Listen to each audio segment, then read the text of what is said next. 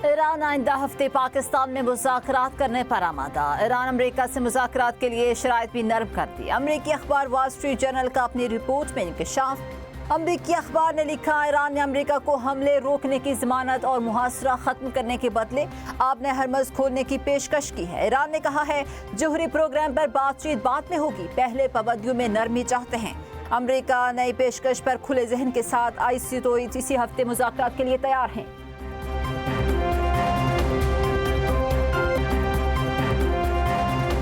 Iran की सिफारती कोशिशों में तेजी। वज़ीर ख़ारजा अब्बास अराग़ची का एक ही रोज़ में 6 ममालिक से राबता। वज़ीर ख़ारजा ने कतर, तुर्किया, सऊदी अरब, मिस्र, इराक और अज़रबैजान के वज़ीर ख़ारजा से टेलीफोनिक गुफ्तगू की। अब्बास अराग़ची ने ईरान के नए अमन मंसूबे से आगाह किया। ईरानी वज़ीर ख़ारजा का कहना था तेहरान पायदार जंगबंदी और आब हरमज़ की बहाली के लिए संजीदा है। कशीदगी में कमी के लिए अमरीकी मुतालबात में लचक ज़रूरी है। ईरान अमरीका के साथ सफारतकारी के लिए तैयार है।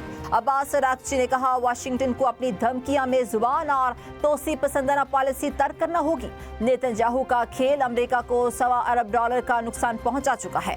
पेंटागन झूठ बोल रहा है। ईरान जंग की लागत बताई गई रकम से 4 गुना ज्यादा है। इसराइल फर्स्ट का पेशा मतलब अमेरिका लास्ट ही होता है।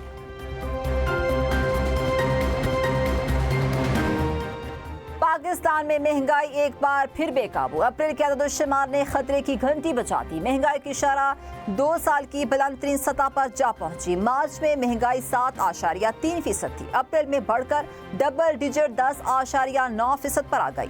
महंगाई की शरह में सिर्फ एक माह के दौरान 2.5% का बड़ा इजाफा। शहरों में महंगाई की शरह 11.1%, जबकि दे इलाकों में 10.6% रिकॉर्ड।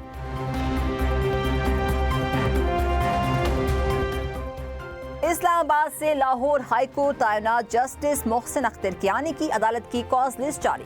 जस्टिस मोहसिन अख्तर कियानी 4 मई से केसेस की समाअत करेंगे। इनकी अदालत में 2 फैमिली केसेस समाअत के लिए मुकर्रर हैं। जुडिशल कमीशन इजलास में जस्टिस मोहसिन अख्तर कियानी के तबादले की मंजूरी दी गई थी।